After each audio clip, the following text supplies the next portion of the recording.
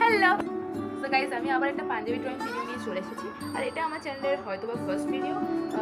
তো তোমরা একটু বেশি বেশি করে সাবস্ক্রাইব করে দাও আর চলো ভিডিওটা স্টার্ট করি। সো গাইস, আবার একটা পাঞ্জাবি স্টার্ট করে দিলাম।